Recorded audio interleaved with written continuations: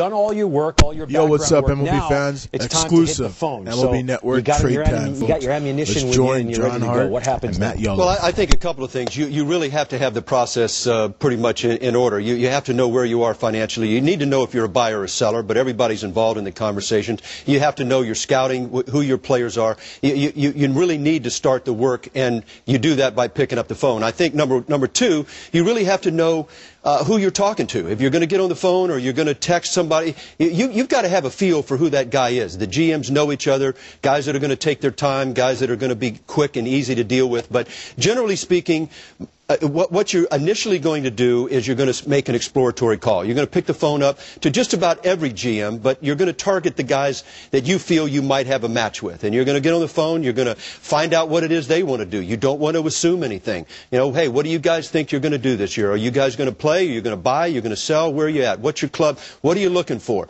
And if you work through the players, you'll spend a few minutes. He'll come back to you.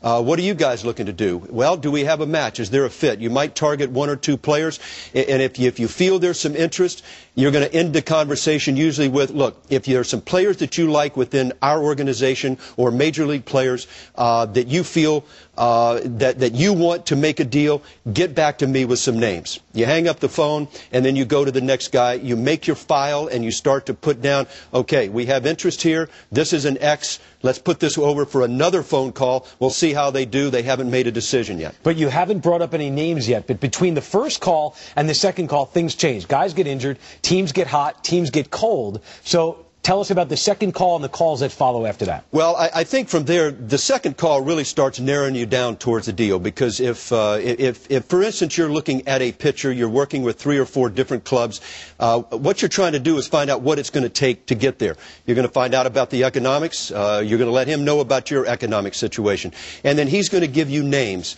players that he wants. And I think that's when the negotiation really starts. You might come in and say, look, we're not going to talk about this guy under any circumstances. And again, you have to know and you have to read that GM. I mean, you've got to have a feel if he's serious.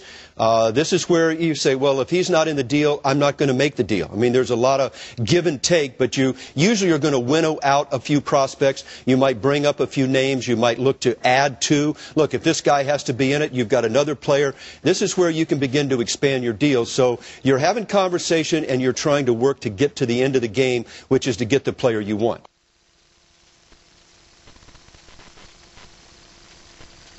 Yo, dudes, that's pretty cool.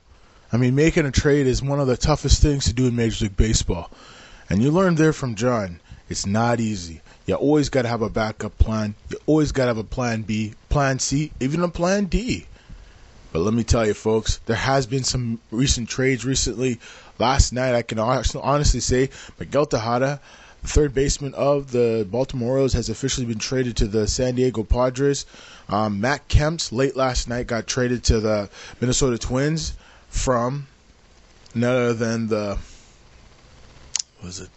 Washington Nationals. So we've seen some big trades so far, and hey, let the trades continue. You know, that's what we love to see as a fan in Major League Baseball. Lots of trades, lots of deals, and in the end, it's pretty interesting.